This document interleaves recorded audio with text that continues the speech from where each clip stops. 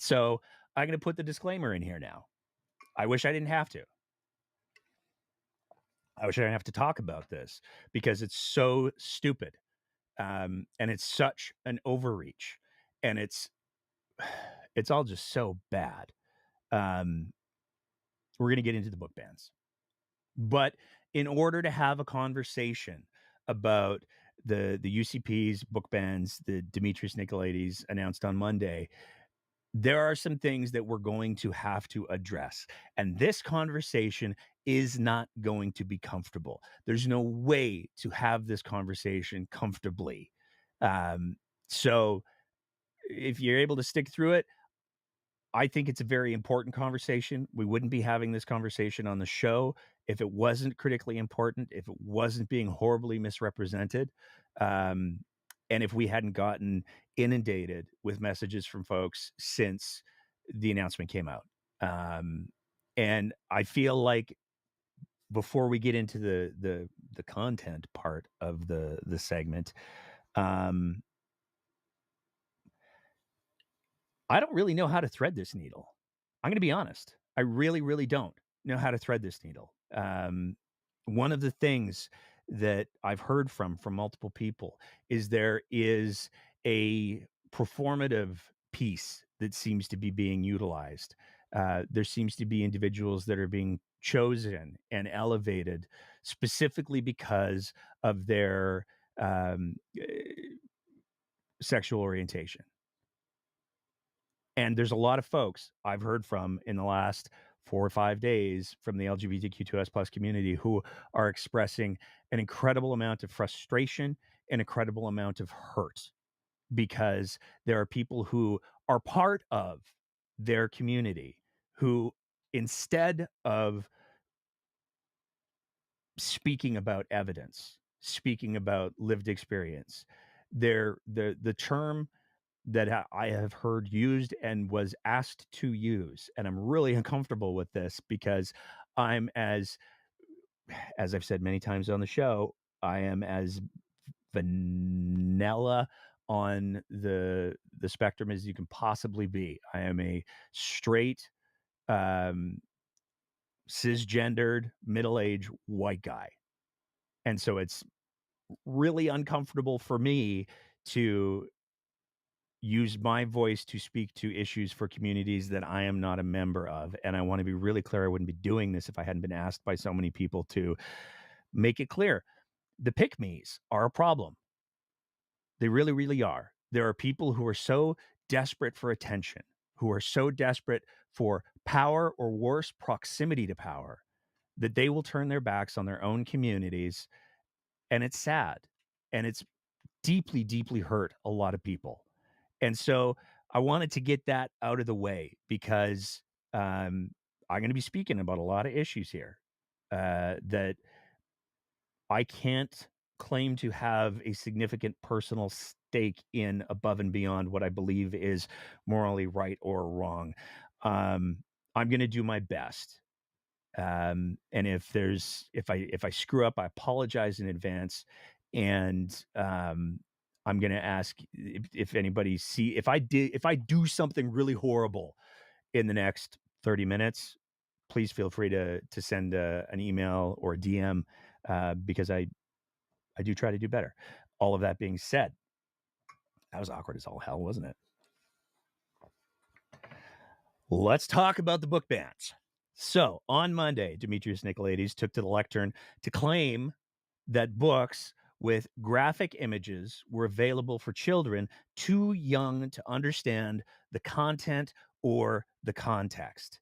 And there's some pieces here that we got to kind of play out because some of the criteria that he used were a little bit vague, a little bit questionable, and certainly a little bit manipulative. The book contains mature content such as child molestation, sexual activity, and nudity, in addition to other mature content such as alcohol use, drug use, profanity, and other derogatory terms. He's speaking about one of 4 books that, the UCP chose to highlight in this exercise. And we're gonna talk about those 4. Oh, sorry, I'm just being told that, former Minister of Mental Health, and Addictions, Dan Williams, wants to weigh in on this conversation before we proceed. Thank you very much for your service. If you're military members, thank you to everyone who's a Legion member. Cheers to you, Mr. Speaker. To the Canadian Legion, God bless.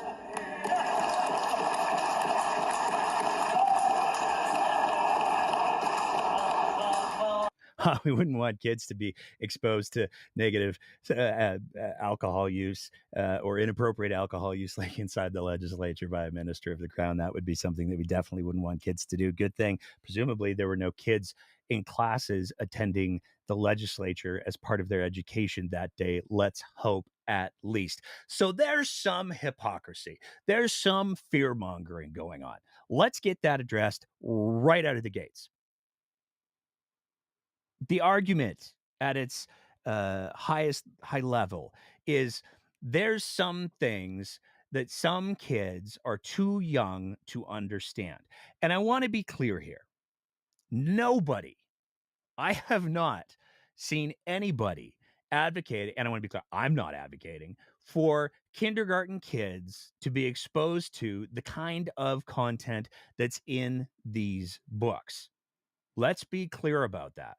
These books do have age ratings. They have been assessed by people trained in the what are these books appropriate for? What age is this groups the what age groups are these books appropriate for? Nobody is saying that these books should be put before kindergartners. Nobody's saying that these books should be put before kids who don't have the ability, who don't have the thinking skills um, to interpret them and understand them. Nobody is making that argument.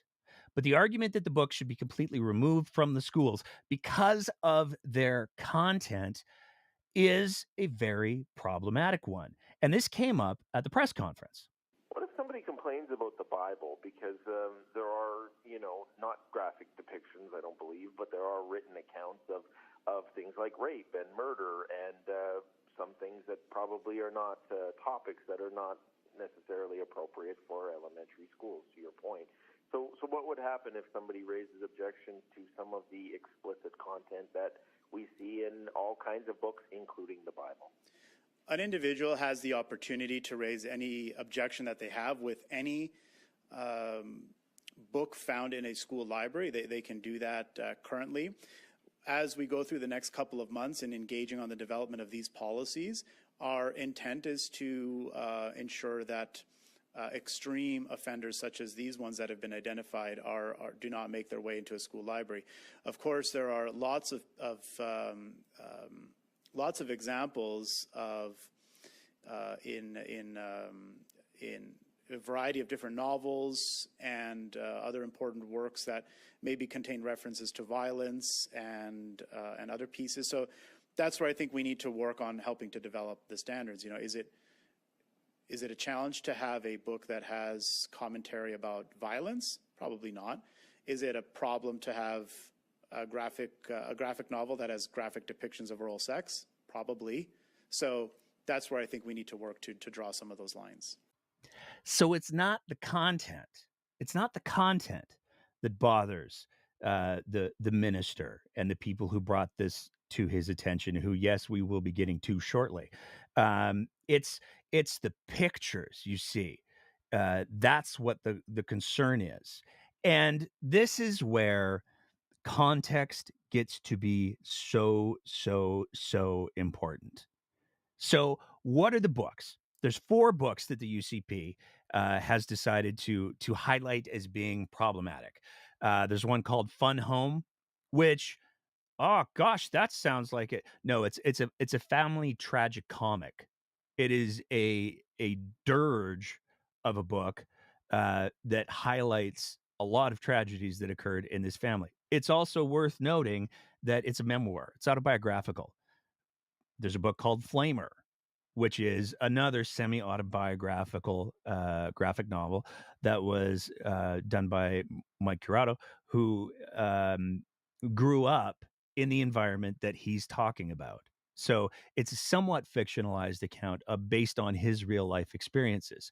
There's a book called Blankets, which is again an autobiographical book. And there's a book called Genderqueer, which is again an autobiographical book. Now, these books have been very effectively talked about, denigrated. There's been certain panels that have been presented to the media with little pieces blurred out.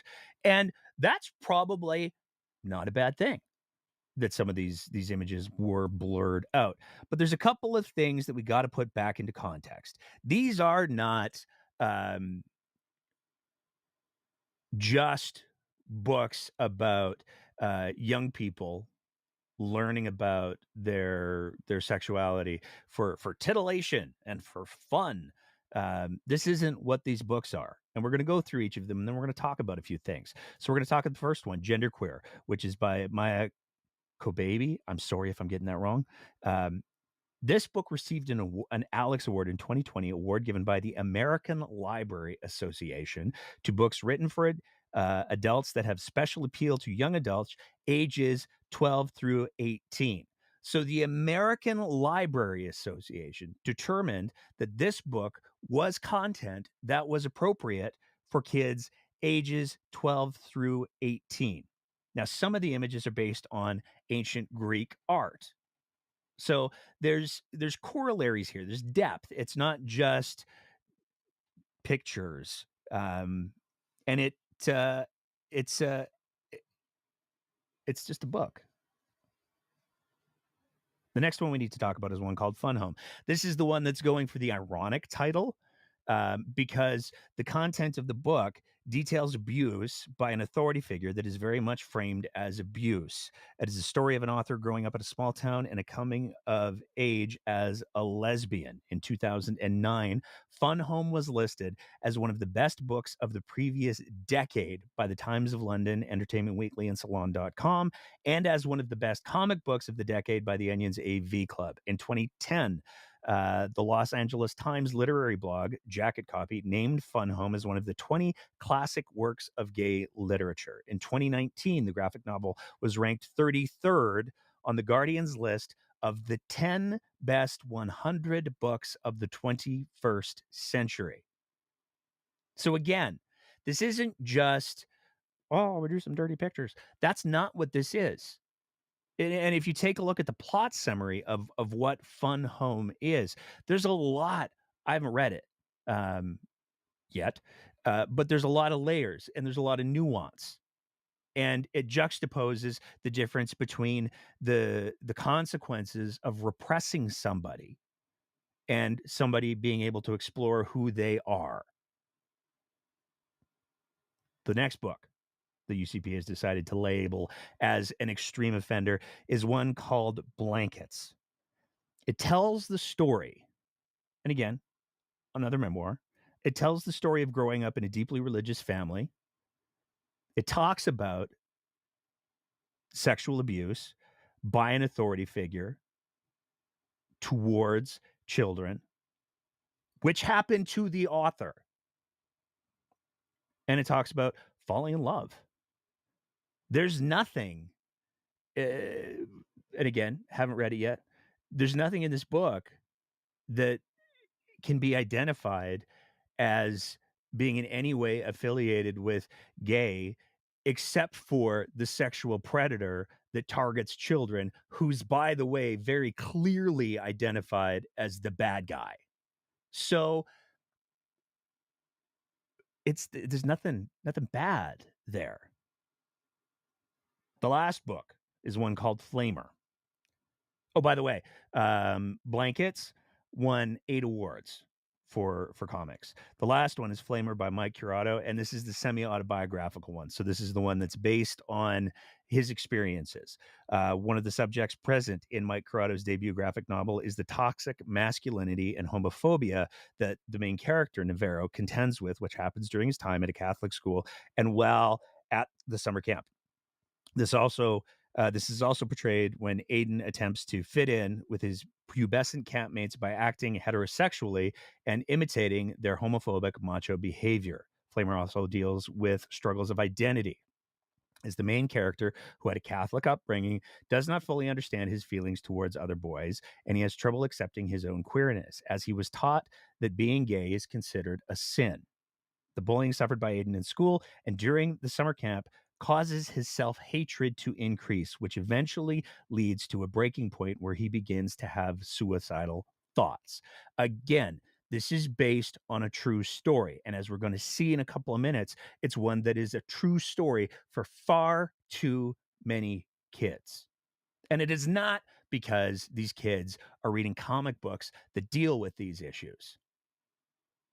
It's because this is the world that kids have to grow up in. It's worth noting, Flamer received a Lambda Award, literary award in 2021 in the young adult category. So let's take a couple pieces out of this before we move on. All of these books are targeted for young adults. There's nothing wrong with that. You take a look at any of the movies that are rated 14A or PG-13.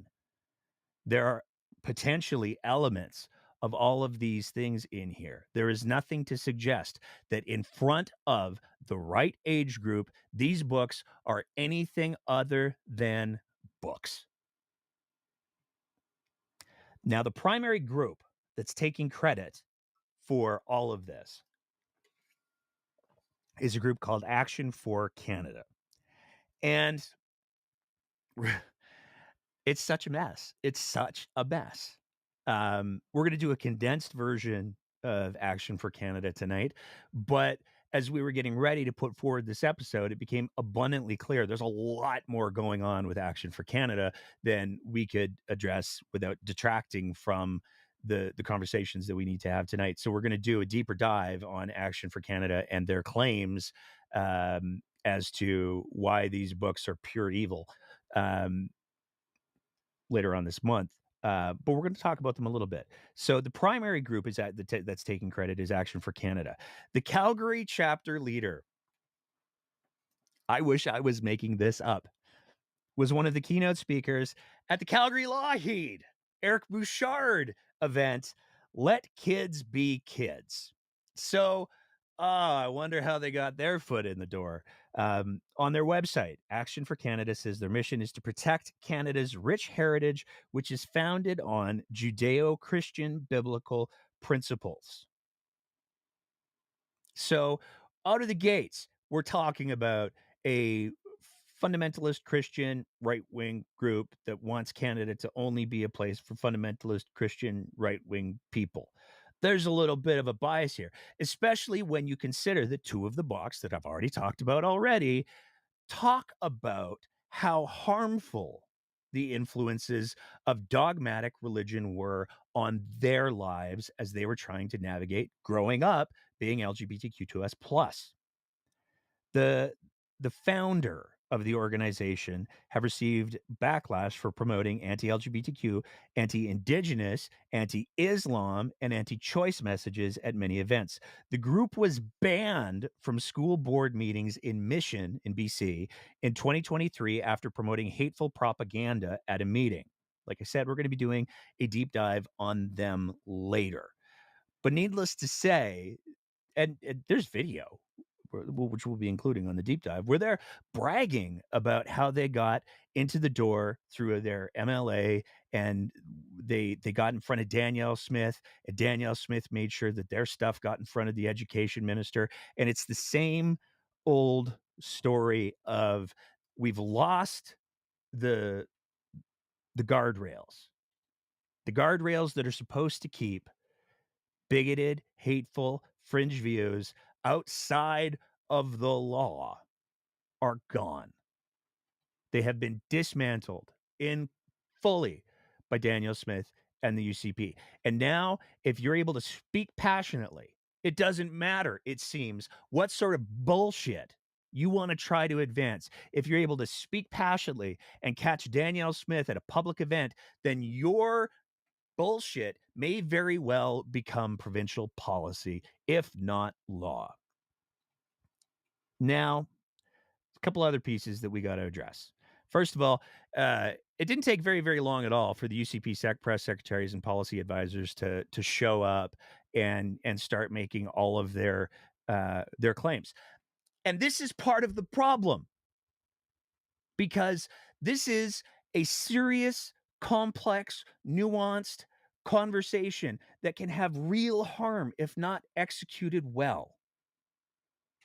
The last people who should be throwing hyperbolic rhetoric out into the conversation are the people who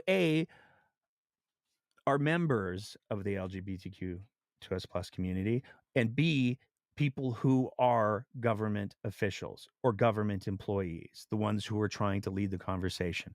We have a tweet here from UCP Press Secretary Garrett Kohler. These problematic books were found in and around books like Goldilocks. And then we see Flamer, which, by the way, has no explicit nudity in it. There's mentions of things, much like in the Bible, but there's no graphic sexual acts that are portrayed in Flamer. So let's get our context right from the start. The book on the left, the Flamer book, that has no graphic nudity. There's some implied nudity, for sure, but there's no graphic nudity that is depicted. There are implications, for sure, but as we heard Minister Nicoletti say, as long as it's not graphic and explicitly depicted, then it's fine. Second of all, and I cannot believe I have to say this, but if you look closely at the picture and the Goldilocks book that Flamer is beside, it's not Goldilocks. It's Goldilocks Wanted Dead or Alive, which is a graphic novel. But again, we're going for the bad faith arguments. We're going for what is going to be the most incendiary thing that we can say. What is going to make people the most angry, the most afraid? And if there are kids who get caught in the crossfire, oh well. That's just the cost of doing business. That's just the cost of appeasing our stakeholders. And that's the really gross, horrifying part. One of the other things that's worth keeping in mind about this press secretary's damning tweet with graphics is it also included, it revealed, a couple of close-looking people caught it, it revealed the school that these books the picture was taken in.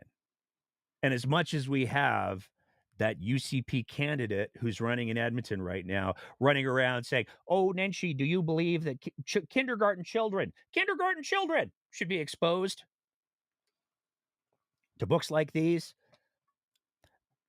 At least one of those pictures is from a school where there are no kindergarten children. There are no grade 1 children. There are no grade 2 children. There are no grade 3 children. That school starts at grade 4. So we're talking about kids that are at least 9 to 10 years old at the lowest end. And there are protections that exist inside of these libraries to make sure that these books aren't checked out by kids that they're not age appropriate for. So out of the gates, the UCP and their little minions have done an exemplary job of misrepresenting the issue, of framing the issue badly, of straight up lying or being profoundly disingenuous, because it's not Goldilocks. It's Goldilocks Wanted Dead or Alive. Two very different books from very different time periods. The main themes of Flamer, the book that's in that picture, beside Goldilocks Wanted Dead or Alive, are toxic masculinity, homophobia, bullying, and suicide as a result of those things. And while those things are alluded to, nothing explicit is shown. But instead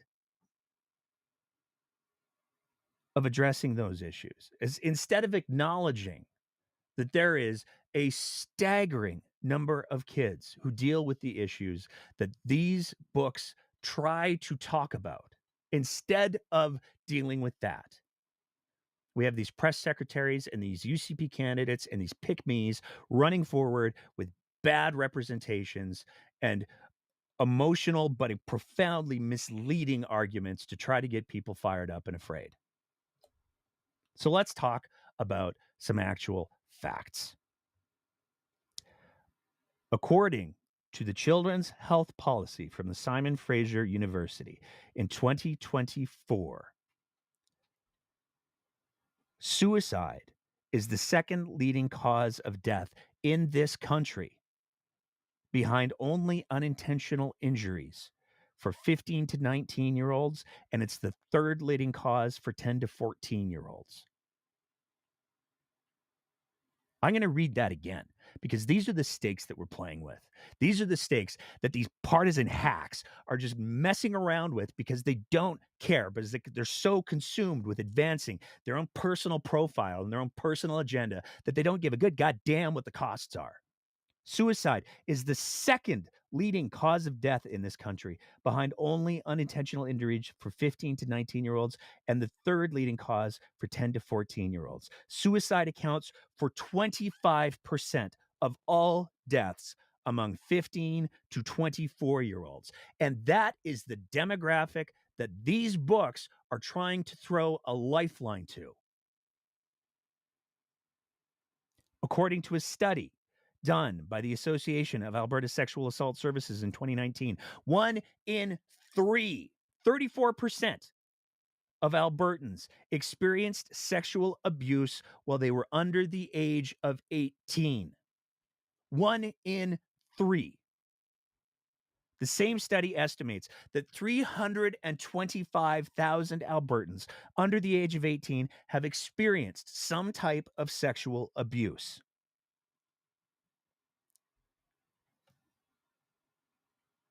According to the Alberta Association of Sexual Assault Services in 2012, of the 14,000 police reported cases of sexual offenses against children and youth, 88% of sexual offenses were committed by an individual known to that child or youth, with the remaining 12% committed by strangers. Of those known, so of that 88%, 38% were family members, 44% were acquaintances of the child youth, and 6% were intimate partners of the youth. So you had better believe that it is critically important when we're talking about 1 in 3 Alberta youth being sexually assaulted, that they should know what is wrong.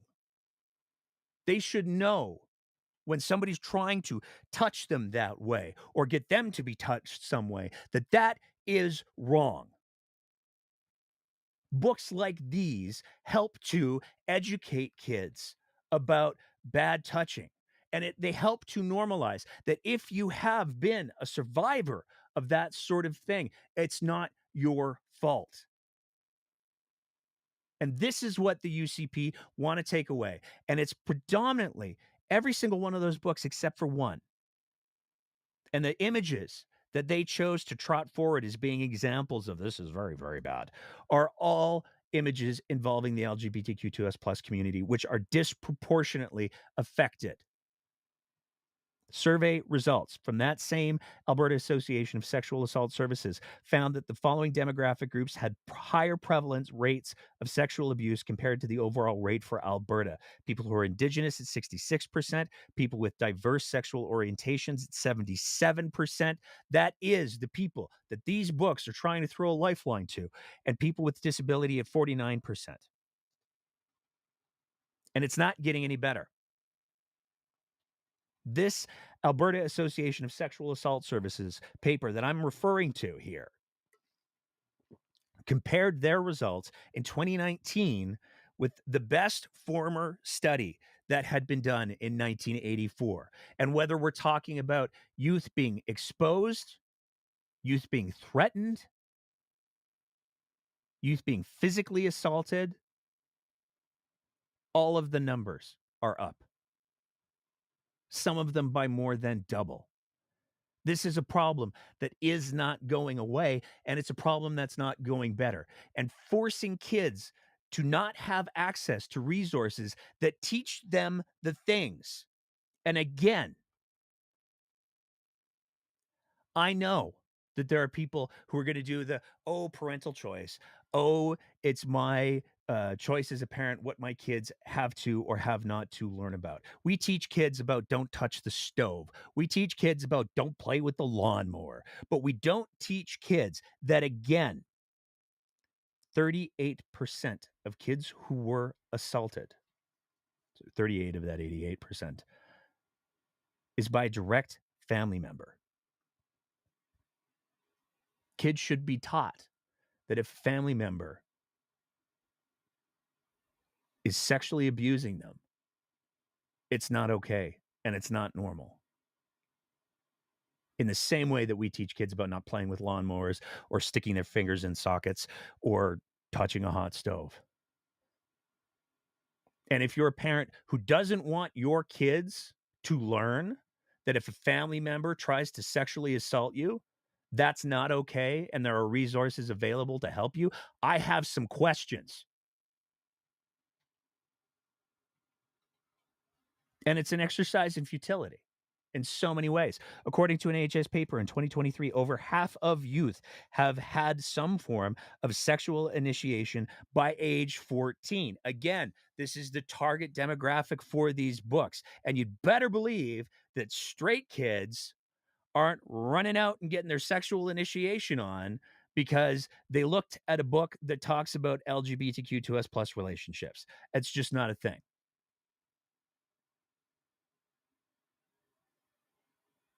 It's uncomfortable for a lot of people to think that 14-year-old kids are experimenting with their sexuality and their bodies, but it happens.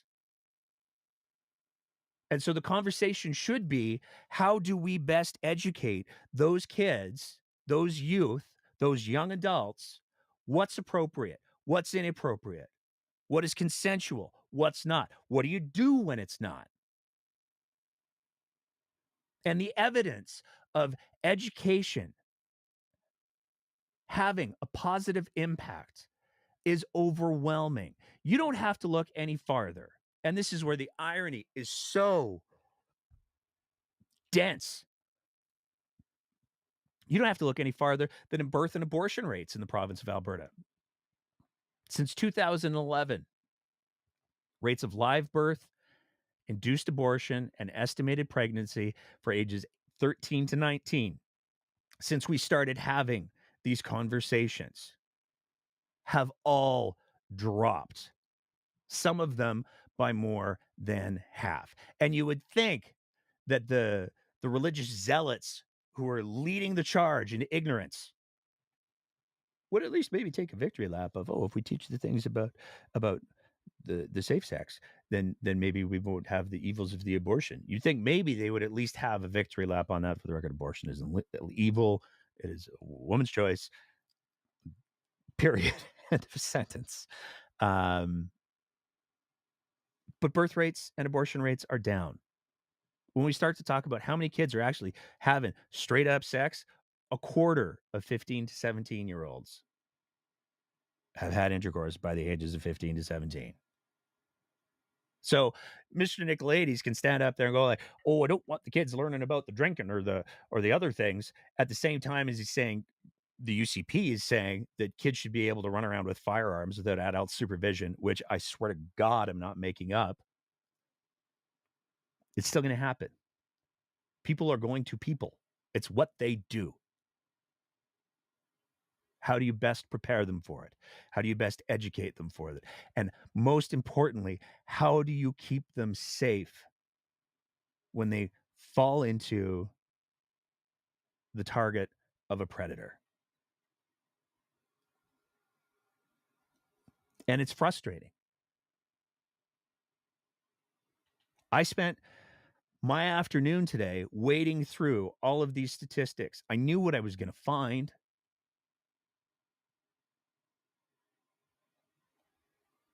But it's the reality.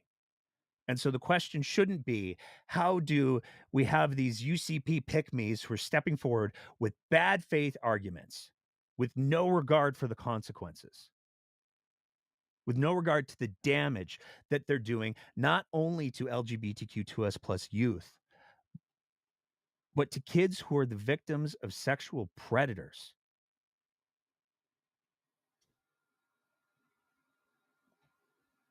It's unfortunate. And it's unfortunate that we have all of these UC pygmies, whether they're press secretaries or policy analysts or candidates or what have you, that are all trying to make this issue about them. And it's because they're trying to be candidates or they're trying to be press secretaries or they're trying to spin. They're not siding with the evidence. And the real tragedy of this whole conversation is that precious few people care. When you talk about who is affected by the anti-trans policies, when you talk about who is affected by these, and let's call them what they are, anti-LGBTQ2S plus book bans, comic book bans, when you talk about all of this, there are precious few people who care. These issues are incredibly low polling. But the UCP base that is all the way down the chemtrails, WEF, we need to leave the UN. I swear to God, when we go through the deep dive on this organization, it's just, you just feel greasy. This is where they eat. And so this is what Danielle Smith feeds them. And nobody has any regards for who this is actually supposed to be about. And it's supposed to be about what's best for kids. And instead of having an evidence-based, nuanced discussion based on facts, we have UCP press secretaries trying to leave the conversation with misleading lies. And it's even more tragic that some of these individuals who are leading this rhetoric are members of the LGBTQ2S plus community. And again, I recognize I have no stake in that fight from a directly personal level. If we're just speaking about me, if we're not speaking about my friends, if we're not speaking about my family, I have no claim to any of that. But the conversations and the messages that I've been getting from members of the LGBTQ2S plus community who are hurt and they are tired of being betrayed by the pick-me's, people were begging me this week to make sure I said something about it. And I would rather be on the right side of history. And I would always rather stand with the people who are being bullied than the bullies. So if it sounds a little blunt coming from somebody like me, I apologize for that. But it doesn't change the fact that it's true. Now we are going to talk about the book bans. But before we talk about the book bans, there's two clips, very short. I promise these are like 30 seconds at the most each, that happened just last week in the run-up to the by-elections that are happening tomorrow. Here's Danielle Smith with her two candidates for Edmonton. That's why we're taking pornography out of the schools, if you can believe it, that they have some of these terrible images that our young kids are seeing. We think that these kinds of values are really important to have. If you can believe it. If you can believe it. And maybe the first thing that anybody should do when they hear anybody, particularly politicians, say, if you can believe it, is go, I don't know if I do. And we're going to get into that.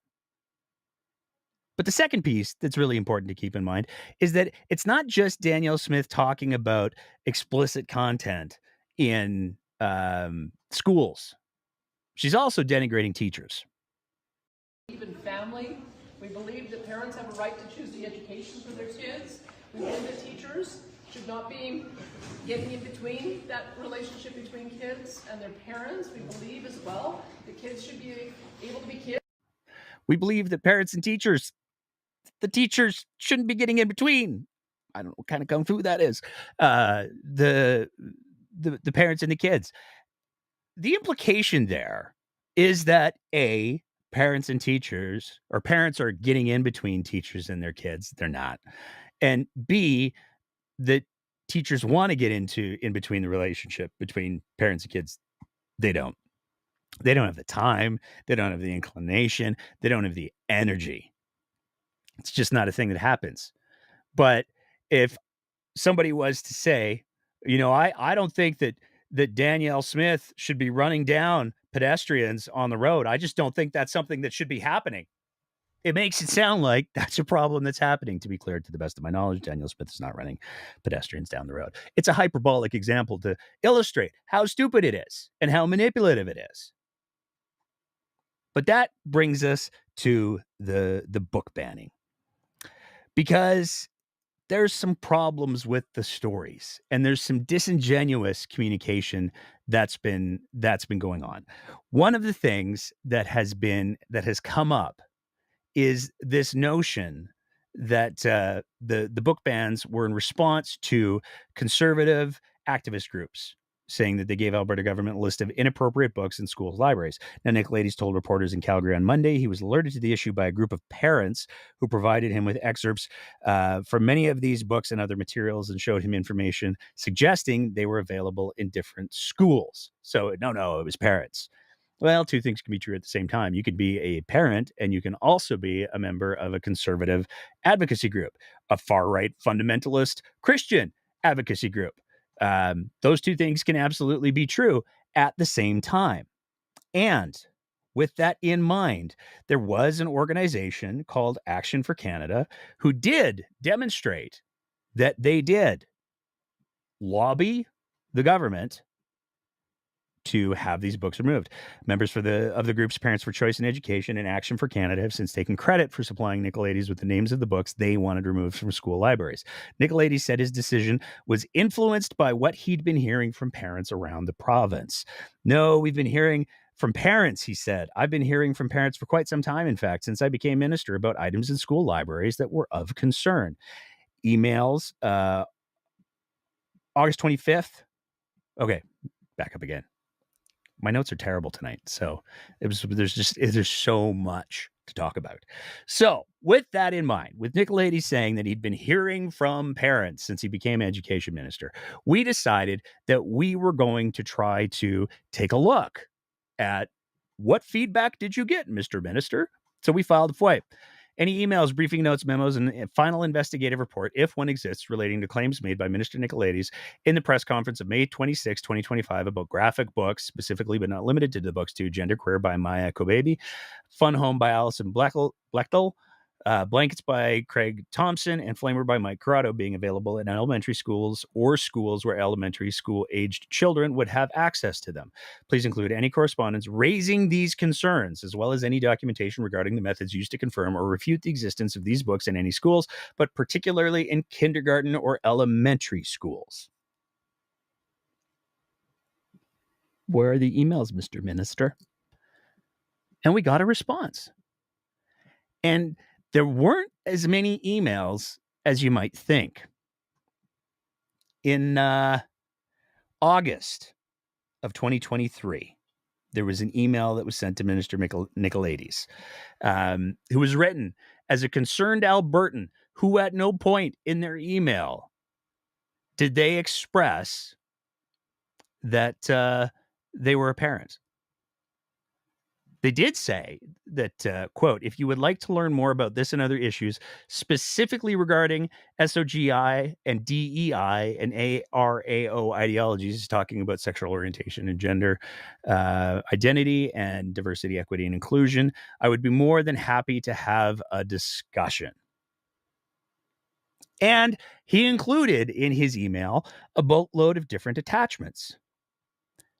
And this is where it becomes abundantly clear who we're talking about. Because if you take a look at those attachments, it comes complete with the book, The Red Flags, and then the source at the bottom of every single page, actionforcanada.com.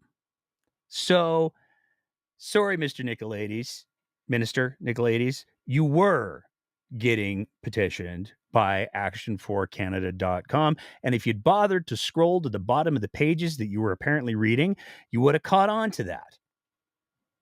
Another of the, I think it's 3 emails that were sent to the minister. This one was actually sent to Premier Smith with Dale Nally CC'd. I hope this email finds you well. I'm writing into you today to address a matter of concern regarding a book displayed in the, and they've redacted, rightfully so, the elementary school library. My purpose in writing this email is to bring this issue to your attention and request your support in finding a resolution that respects the values and concerns of parents like myself. So we have us a parent here, ladies and gentlemen. Recently, I came across a book in the library bulletin board titled, "It Feels Good to Be Yourself." While I appreciate literature that encourages critical thinking and discussion, I must express my concern that this particular book delves into a sexually provocative and politically charged subject matter, which I believe is inappropriate for an elementary school environment. For your convenience, I've provided a YouTube video link and a picture of the book on the bulletin board. Now, here's the thing.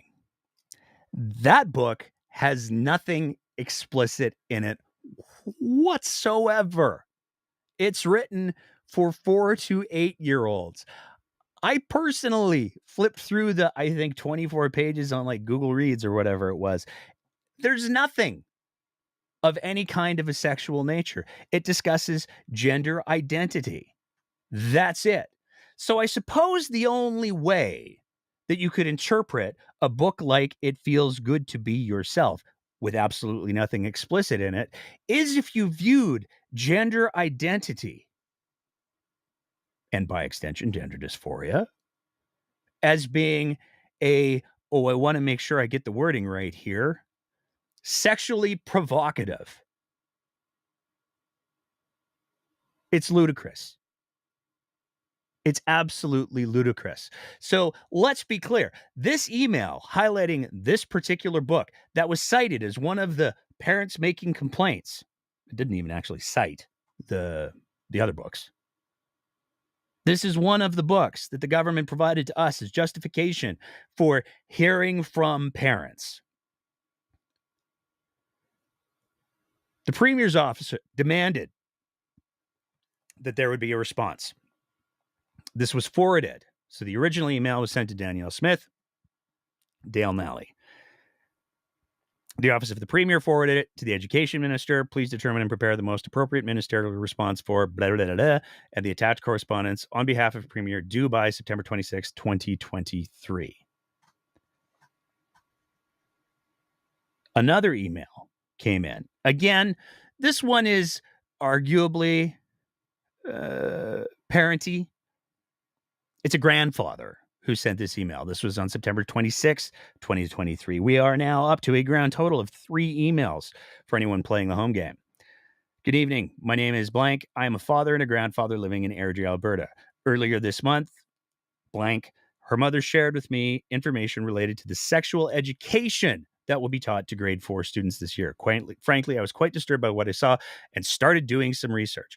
What I found is that Alberta education has gone full bore to embed the sexual orientation and gender identity ideology in the school curriculum from grades 4 to 12. This ideology is typically referred to as SOGI.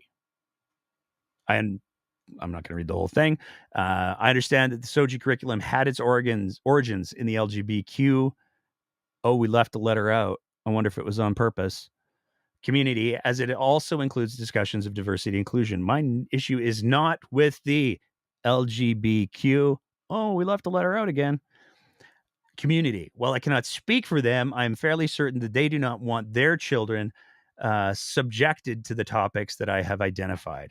Further in my research, I identified a number of books that, to my understanding, are being used as reference books for the teachers or a recommended reading for the students. I've also included a partial list of these books. All of these are available through the Airdrie Public Library. So I suspect they are also available in school libraries. So our third email isn't even going after school libraries. It's going after curriculum, and it's going after public libraries. He then includes a list of a number of books, most of which have to do with LGBTQ2S+.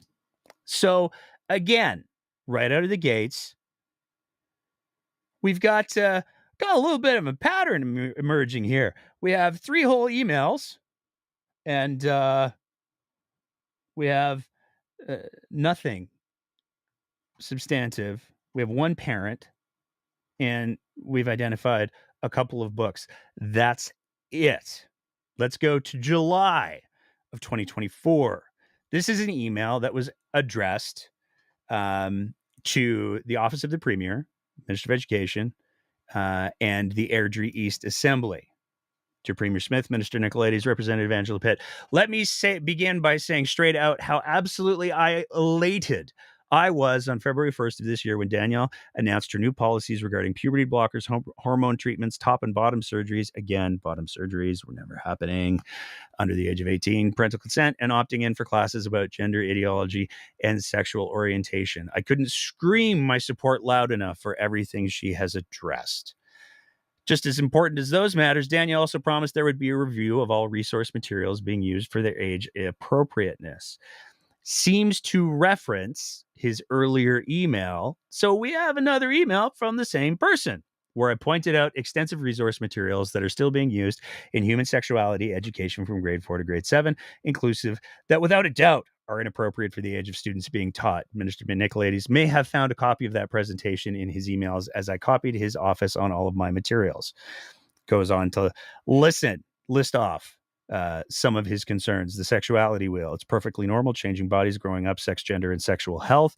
A video shown in grade 6 entitled Understanding Consent, as if teaching kids about consent in any context is a bad thing. The aim of these materials is to encourage students to become sexually active by the time they are 12 years old, and they are plainly encouraged to do so in the Understanding Consent video. It's just, no, not a thing. Besides the resource it's perfectly normal mentioned earlier, I also identified a number of books available in the school libraries that, in my opinion, border on child pornography and should not be available to any minor under the age of 16 years old. Yet a great many of these books are found in school libraries, in elementary schools, grade 1 to 8, and middle schools, grade 5 to 8. You'll find a list of books deemed age inappropriate by this grandparent, not by any governing body, not by any group of librarians, by this grandparent, with specific references to illustrations and texts in those books that will shock you. Unfortunately, all of these books are also found on the open shelves of our public libraries, which is a whole other challenge. I do hope you'll find my input as well as my list of books helpful as you review the reference materials prior to the start of the new school year. And then we had another list of very well formatted books that are considered to be bad. My Shadow is Pink is a bad book. My Shadow is Purple is a bad book. It's Perfectly Normal is considered a bad book. All Boys Aren't Blue, a bad book. Again, there's a reoccurring theme that's going on here. Now, this is where I have to give Nicolaides a little bit of credit, because he did send a reply where he said, thanks so much for your email, which you also sent to Honorable Premier Daniel Smith. Everybody else, appreciate you sharing your feedback regarding library materials in schools and the policies Alberta government will be introducing to ensure our children are supporting as they mature and become able to make important adult decisions in your life. And then he goes on to say in that email, look, we set the curriculum, but it's up to teachers and the resources that are provided to determine what's appropriate. They have to use age appropriate stuff. So it's basically a pump the brakes email. Now that email was sent July 30th, 2024. But something changed in November, because James Johnson, who is the chief of staff to the Minister of Education, forwarded a Twitter link to a staffer asking them to apparently reference an organization to measure up. Can we see which books are banned the most and see if they're in ours where appropriate? And if you click on the Twitter link, that takes you to this Mindshift account. And that takes you to an SLJ.com story. And it's a website and a story about how book banning is bad. That's literally what it is.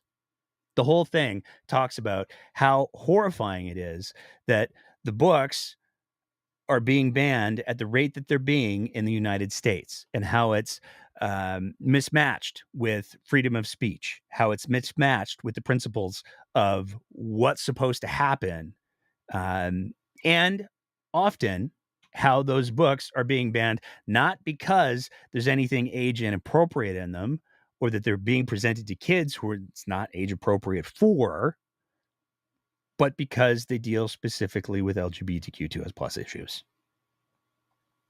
The response, I wish I was making this up. The response that we were provided in the FOIP document. As you'll see below, most of the novels, we've now switched to the Austin list, are found in CBE and EPSB schools. Only 16% of books banned in Austin weren't found in EPSB, and roughly 19% weren't found in CBE. And then it provides a list which includes Batman and The Walking Dead. These are books that have been banned. This Austin list is a list of books that have been banned, that has been tracked by the Austin Public Library. Let's take a second to just read what they have to say. As librarians, we follow the American Library Association's Code of Ethics, which most clearly states that libraries uphold the principles of intellectual freedom and resist all efforts to censor library resources. Every year, however, libraries across America are challenged by well-intended people who personally object to the material available in the public. In recent years, attempted censorship has been on the rise. For example, Texas State Senator Matt Cruz published a list of 850 books he wants removed from all Texas public schools. Many schools have preemptively removed these books while formal decisions are being made. All is not lost, however. Many public libraries vehemently work against censorship, and the Comic Book Legal Defense Fund has great resources and assistance for those of us who aim to keep these books on the shelves. So prithee, prithee, I love it. Check out these graphic novels and see what all the fuss is about. So the Austin list is a list of books that librarians believe should not be banned. That's what the Austin list is. And that's the list that the government of Alberta chose to reference to determine how they were doing in the banning of the books.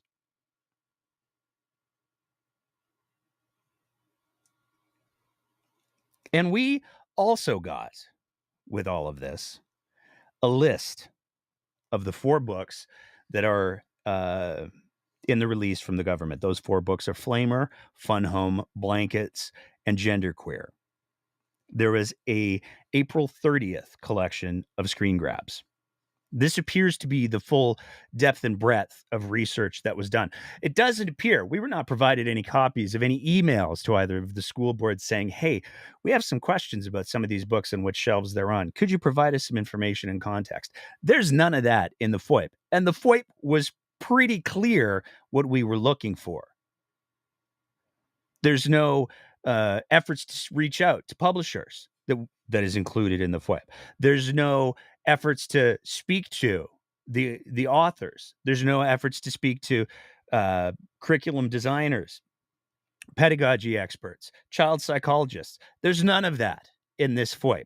All it is a series of screen grabs from a certain number of schools. Now, we're not going to name the schools, but given the wording that the government used in regards to its banning of these books, or looking at the potential banning of these books, where they said these books were available to K through 9 students. There's some critical context that we wanted to talk about with each of the books. Flamer, which is a book that has, it deals with some very heavy issues that are absolutely relevant to kids 14 and up, especially kids who are LGBTQ2S+, who are 14 and up. The book itself is rated for 14 and up. Was found from the release from the government, it was found in Edmonton in 2 K through 9 schools. So it is in the library of 2 K through 9 schools. Now, there's an important piece that we're going to talk about in a sec there. 1 4 to 9 school, 1 7 to 9 school, and 4 10 to 12 schools. Now, I'm going to run through the rest of the list just so I can be thorough, and then we'll talk about it. Fun Home, which is related for kids 15 up, it is available in one K through 12 school. Now, I'm not going to say the name of the school because I don't want anybody to have crazy people show up with signs in front of their school. It's a very, very specialized school. And it shouldn't come as a surprise that for a book that is recommended for kids 15 and up, as many books are, that it would be present in a school that has kids, 15, by the way, being grade 9 and 10, from K through 12. It has one 7 through 12 school and 6 10 through 12 schools. Blankets, which is rated 16 plus, is in that same K through 12 school, which is, again, a very, very specialized school. 2 7 to 9 schools, 1 8 to 12 school, and 6 10 to 12 schools. The only results for genderqueer that were provided in the initial search, which is 14 plus, was 1 K through 9 school, 1 5 through 9 school, 5 10 through 12 schools. They repeated the search on May 26th. And they did it in both cities for most of them. And the numbers are largely the same. Now, immediately after the presser, another search was conducted of the Edmonton public school system, and it appears that all of those books had been removed from the online system. So as that article from the Austin Library, the commentary that they provided, where many schools have had to remove these books while official decisions get made, it makes sense that they would be removed. But when we're talking about some of these books being available, should books that are not age appropriate for kids in grade 9 not be in schools for kids in grade 9? And this is where the function of librarians starts to kick in. Because we've talked to a few folks, we've done some informal polling. Kids aren't allowed in a library unless there's an adult there. In most elementary schools, kids aren't allowed to even go to the library unless they're being actively supervised. So the notion that kindergarten kids are somehow getting access to these books and then checking them out is disingenuous and dishonest, because there are safeguards that exist to make sure that these books are only being seen by kids that it's age appropriate for. And when we take a look at the schools that they're in, they're all in schools that it's age appropriate for. Saying that a kid who attends a K through 12 school at a grade 11 level should not be able to access books that are appropriate for their grade 11 reading level and comprehension level is bonkers. If you want to pick a problem with this whole thing, the argument here is that, well, should we be having K through 9 schools? Should we be having schools where we have that diverse of an age group of students all in one place? Totally separate argument. But the notion that we shouldn't be allowing kids in grade 9 to access grade 9 appropriate reading materials because the younger kids might find it is just disingenuous. And it's especially disingenuous when you take a look at what is in all of those same libraries that nobody is losing their minds over. Anybody who has read the book Stephen King's It knows there's some things in that book that are of not a dissimilar vein from what we're talking about with some of the stuff that's in these books. What about Carrie? Carrie is a book that in both Calgary and Edmonton is available in some of these K through 12 schools, in some of these K through 9 schools. What about The Handmaid's Tale? Again, also available in all of these schools. And I'm not making the argument that any of these books being in any of these schools is a bad thing. I'm making the argument that it's a good thing and that there are safeguards in place to make sure that young kids aren't picking up these books. Oh, but Nate, you'll say, those are all they don't have graphic pictures in those books. Those are all just words. They're not nearly as disruptive. Oh, wait, there is a graphic novel version of The Handmaid's Tale. Huh. That graphic novel version is available in a lot of these same schools. So again, what this is really about becomes very, very clear. This is the religious right, the afraid, the insecure, the uncomfortable, trying to make sure that their worldview is enforced on all of the kids in all of the schools and the public libraries and the sex ed curriculum that parents now have to opt into. And just yesterday, it was announced that there are changes coming. This did work. Nicolaides will be bringing in new rules for explicit books, whatever that means. And this comes after the government releases its, maybe they massage the survey a little bit. We'll go through some of the results. You can judge for yourself.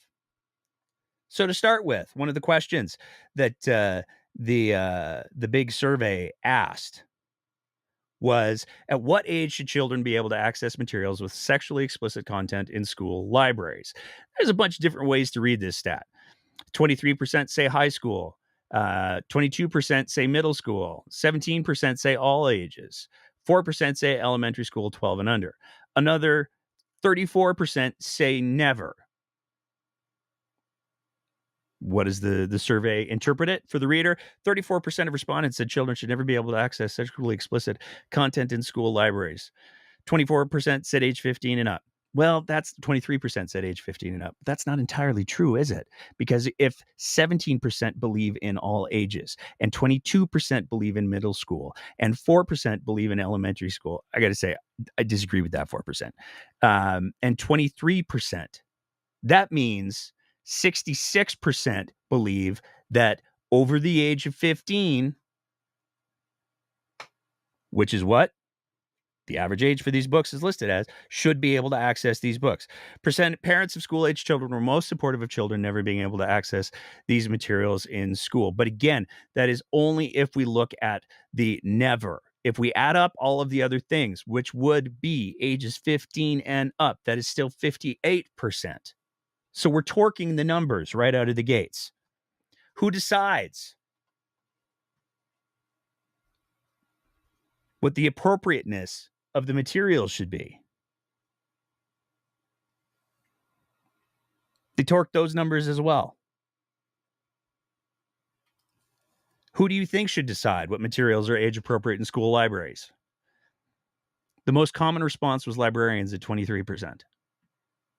Students at 8%, teachers at 20%, school boards at 13%, and school administrators at 13%.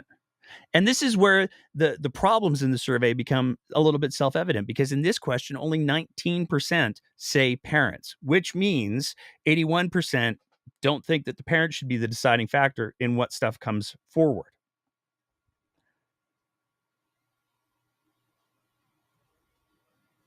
How supportive of you of the government of Alberta setting consistent requirements for school boards and how they select and manage school library materials? The overwhelming majority was not supportive in all categories, whether we're talking about parents, parents who don't have kids in school, parents who do have kids in school, teachers, school administrators, school or public librarians, even the interested Albertans say no.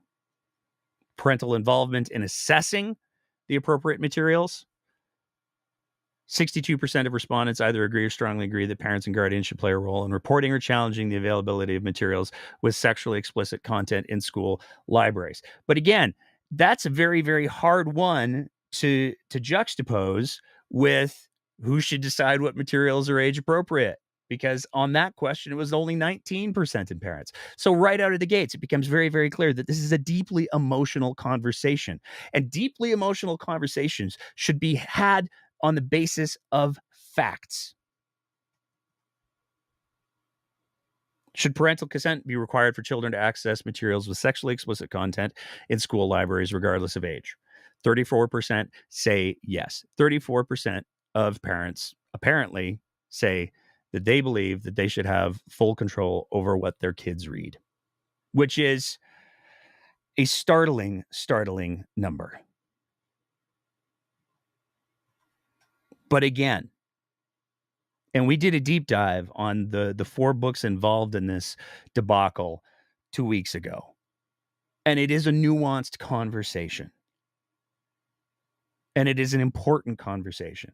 And when we have government torquing the interpretation of their survey results, it's not a great look. And when we have the government ministers and government staffers misrepresenting what's in these books and who it's being presented to, and diminishing the roles that teachers and librarians play in making sure that in schools where you have kids that have that diverse of a grade range, that these books are not ending up in front of kids that it's inappropriate for. One of the questions that wasn't on the survey is, do you have faith and confidence in the teachers and the librarians who serve you in your schools, who serve your kids in your schools, to make sure that this content doesn't get in front of kids that it's inappropriate? That question wasn't on the survey. Because again, we're dealing with the land of presupposed outcomes.